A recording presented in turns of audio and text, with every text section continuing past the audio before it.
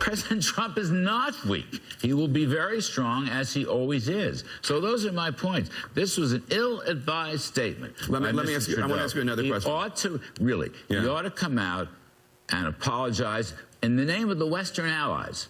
Okay, he ought to come out today and wish President Trump well in the negotiations in instead Singapore. of taking pot shots at him. Well, I highly doubt that that's going to happen. Larry Kudlow, Donald Trump's economic advisor, went on the Sunday shows to bash Canadian Prime Minister Justin Trudeau and his criticism of Donald Trump at the G7 summit. Join me now, Tara Dowdell, business and political marketing consultant, and back with me, Dana Milbank and Jason Johnson. I'll start with you, Tara. Here's a little bit more of Larry Kudlow. This was him on CNN earlier today, again going after Justin Trudeau. And just to be clear, what they're mad at Justin Trudeau for saying is that it's a bit insulting to put tariffs on Canada when Canada is an ally of the United States. That is what they're mad about, was Justin Trudeau defending his country against American tariffs. Here is Larry Kudlow's response. You just don't behave that way, okay? It's a betrayal, okay? Essentially double-crossing. Not just double-crossing President Trump, but the other members of the G7 who were working together and pulling together this communique. So I ask you, he gets up in the airplane and leaves, and then Trudeau starts blasting them in a domestic news conference. I'm sorry. It is a betrayal. That is a double cross. He actually on CNN earlier said he said that Trudeau stabbed him in the back. Now he's trying to claim that everyone, it was all good. They came together all fine. Can we show that picture again of them all coming together and all being cool and they were all fine? We're going to get that picture up. Okay, I mean, they're attacking one of our, there it is. That's them all coming together and everything's fine, and then Justin Trudeau messed it up. Everything's fine. It's all fine. It's all good. This is their tactic: distract, deflect, and play the victim. And so everything that they do now, because I'm now not convinced that there's not some strategy involved. I know that Trump shoots from the cuff. I know that he does all these things sort of just off the top of his head. But at the same time, there is still a strategy in place in addition to that. And that strategy, as I said, it's distract, deflect, and play the victim. Yeah. The base wants to see, the base feels like they're victims. Trump reflects that with what he says and does. And as you can see, the lying, it's throughout the entire administration. It's not just Trump anymore. This is about messaging. And people should take this far more seriously than people are taking it, especially Democrats. This is a messaging strategy, and it's a messaging strategy that is working. And to that point, Dana Milbank, here's the 1, 2, 3. Donald Trump, in the Washington Post, claims that Canada mistreats U.S. farmers. Under the system, the Canadian government limits how much milk Canadian farmers can produce, requiring them to purchase a production quota. Simultaneously, the government limits how much foreign milk and dairy products come into the country, slapping excess imports on tariffs up to 313%, meaning Canada tries to protect its own milk farmers. Here's Larry Kudlow slamming Canadian dairy tariffs, and this was earlier today on CNN. Well, he holds a press conference, and he said the U.S. is insulting. He said that Canada has to stand up for itself. He says that we are the problem with tariffs. What the non-factual part of this was they have enormous tariffs. I mean, they have tariffs on certain dairy and food products of a 295%. He was polarizing. And I'm not going to read it, but then Donald Trump, of course, has his tweet on Friday criticizing dairy tariffs. We have a free trade pact, Dana, with Canada. It's called NAFTA. Canada is not doing to us what high tariffs countries like China are doing, but Donald Trump has decided that if his folks feel like victims, if his voters feel like victims, do they feel like victims of Canada? It is quite bizarre. I mean, if you look at Donald Trump's own U.S. trade representative says we have a trade surplus with Canada. And, you know, you can quarrel about how you count it here and there, but one thing that's not in dispute is Canada is the single largest buyer of U.S. products in the entire world.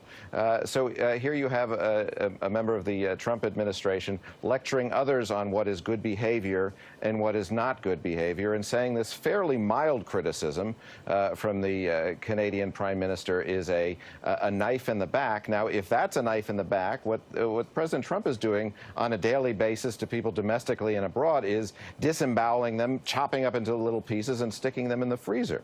And you know, absolutely. And I mean, Lindsey Graham actually said something that is actually quite true, because it kind of almost doesn't matter what the facts are, right? Donald Trump blowing up NAFTA would really only hurt his own country. It would ruin Texas's economy. It would destroy a lot of his own voter states. They actually don't seem to necessarily care about that, but it's true. But this is what they care about. Lindsey Graham gets to it, the idea that underlies sort of the things that Trump says. Take a listen.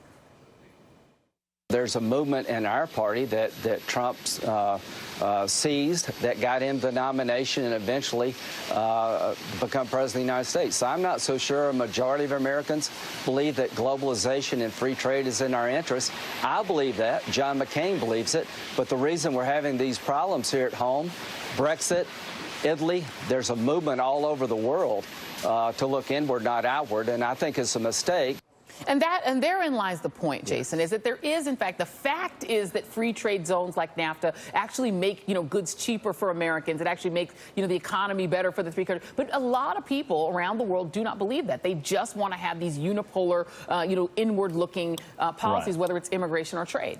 And here's the thing, Joy. There are problems with globalization. There are. There are many ways that globalization has not been beneficial because corporations can move more than labor, because you can have all sorts of rules and regulations that aren't necessarily beneficial. But what Donald Trump is doing doesn't make globalization better. The response to globalization is to not turn inward and say everybody is terrible. The response to globalization is to make sure that both labor and corporations are involved in building a new world that we all know is closer anyway. But there's something even more fundamental about this that I think people need to understand about President Trump's psychology. And I hate armchair quarterbacking him, but if you read his books, this is very clear.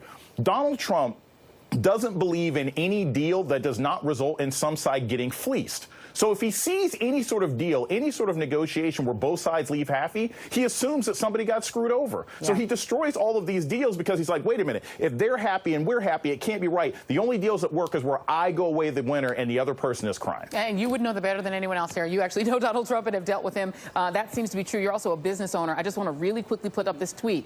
The U.S. is a pretty low tariff country. Canada is an even lower average tariff country. The average tariffs out of Canada, 0.8%. The average tariffs, there they are, 1.6% of the U.S. So the facts are that Canada is a very low barrier to entry country. They buy a lot of our stuff. But in Donald Trump's mind, as to Jason's point, somebody has to be screwing us over. Right. And look, the U.S. is a consumer-driven economy. That is part of why we have our structure, our economic structure is the way that it is, whereas China is an export-led economy. But what Trump is doing is capitalizing on the fact that most Americans don't understand these nuances. Yeah. And Larry Kudlow, who does understand these things, is capitalizing on these nuances. If you look at Singapore, Singapore has high tariffs, but there's a reason for that, because they want fewer cars in their country. They want certain things. There's a reason why countries make the choices that they make, and it's driven by the structure of their economy. Of their economy. And I cannot say it enough. Donald Trump and his daughter manufacture their goods, not in Ohio, in China, and Ethiopia, in Mexico, in Ethiopia. Chinese steel built those towers, guys. Or Chinese concrete, not American steel. He didn't even do it. He's a globalist. Right.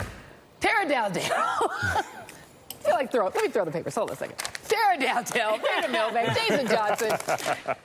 Up next.